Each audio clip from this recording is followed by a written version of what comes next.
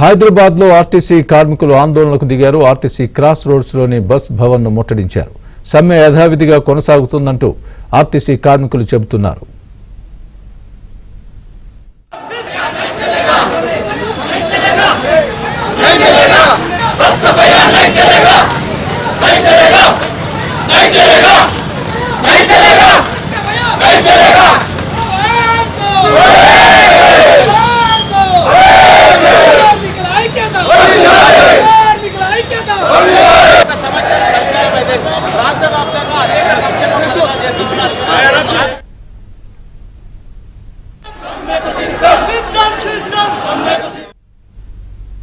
హైదరాబాద్ లో ఆర్టీసీ కార్మికులు ఆందోళనకు దిగారు. ఆర్టీసీ క్రాస్ రోడ్స్ లోని బస్ భవన్ ను ముట్టడించారు.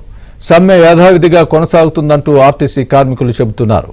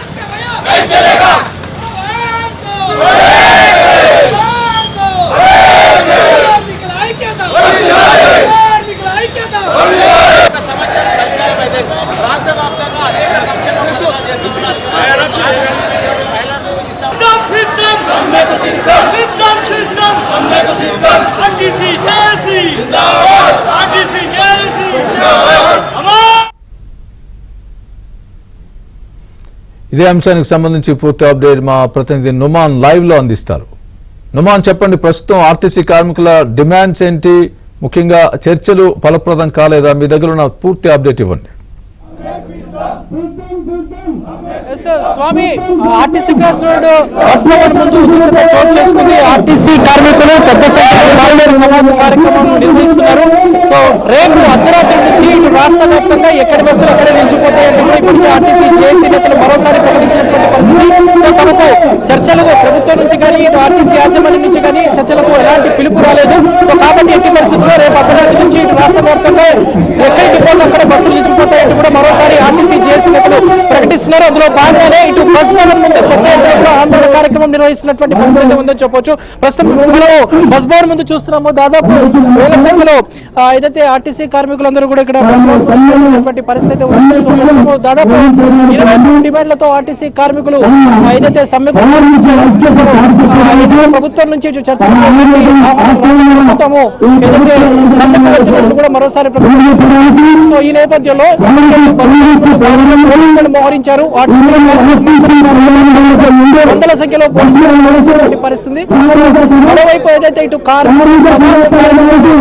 కొనసాగుతుంది. కేవలం హైదరాబాద్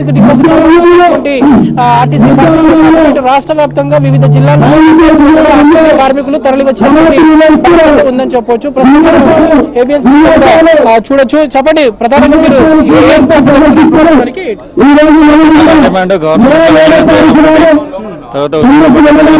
సమస్యలన్నీ పరిష్కరించాలి. కూడా గవర్నమెంట్ సానుకూల సమస్యలను వెంటనే పరిష్కరించాలి. రేపు సమ్మకి వెళ్తామని ఆల్రెడీ ప్రకటించారు.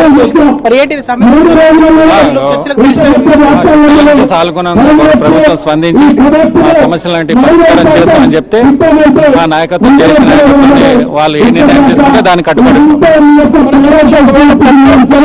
రేపు సాయంత్రం వరకు చర్చలకు పిలిస్తే కనుక తప్పకుండా ప్రభుత్వం పిలిచే చర్చలకు మాత్రం ఎట్టి ఆర్టీసీ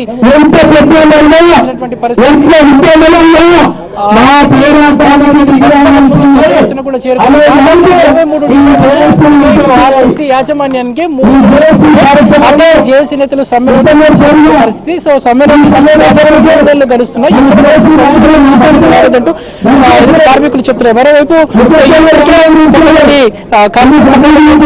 మంత్రి పొన్నం ప్రభాకర్ కలిసారు. సో అయినప్పటికీ వారికి సంబంధం లేదు. బట్ జేఏసీ ఇటు ఎలాంటి పిలుపు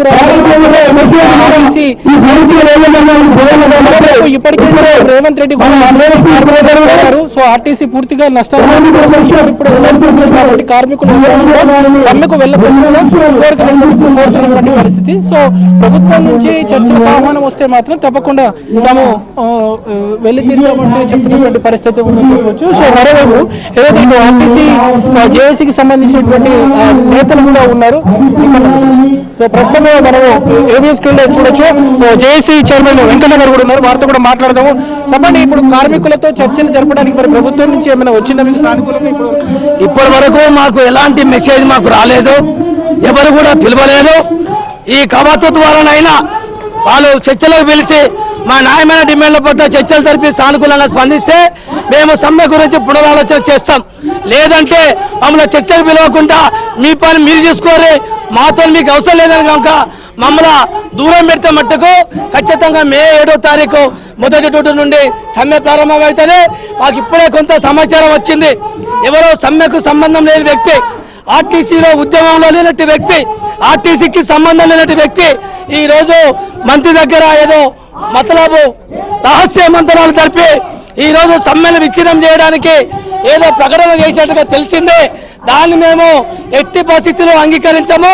అతను కార్మిక ద్రోహిగా ఈరోజు కార్మిక వర్గం ద్రోహి. ఆయనను సమ్మెకు టైం మరి రేపు అర్ధరాత్రి నుంచి నిలిచిపోతాయని చెప్తున్నారు. సమ్మెకు టైం తక్కువ ఉంది, మరి కార్మికుల్లో కూడా ఒక కింతమైనటువంటి ఆందోళన ఉంది. మరి ఏంటి, మరి సమ్మెకి వెళ్తారా? మరి ఏంటి అప్పుడు మీరు చూశారు కదా, కార్మిక కవత్తులో పిలిచినటువంటి 2-3 రోజుల్లోనే రాష్ట్ర వ్యాప్తంగా సిటీ అన్ని డిపోల నుంచి పెద్ద ఎత్తున కార్మిక వర్గం అంతా కదిలొచ్చారు. లోపల గ్రౌండ్ లెవెల్లో మొత్తం కార్మికులంతా సమ్మెకు పోవడానికి సిద్ధంగా ఉన్నారు. కేవలం కొంతమంది చెప్పుడు మాటలు వినొద్దండి, ప్రభావం సీరియస్ గా ఉంది. డిపోలలో 100% సమ్మెకు దిగుతారు, సమ్మె సత్యంతో చూపెడతారు. మొత్తానికి అయితే ఎట్టి పరిస్థితుల్లో రేపు అర్ధరాత్రి నుంచి సమ్మెకు వెళ్లి తీరుతామంటూ ఆర్టీసీ జేఏసీ చైర్మన్ వెంకన్న ప్రకటిస్తున్నటువంటి పరిస్థితి. మొత్తానికైతే ఇటు బస్ భవన్ ముందు పెద్ద ఎత్తున కూడా ఇటు ఆర్టీసీ కార్మికులు చేరుకొని ఆందోళన చేపడుతున్నటువంటి పరిస్థితి ఉందని చెప్పొచ్చు. Vote studio.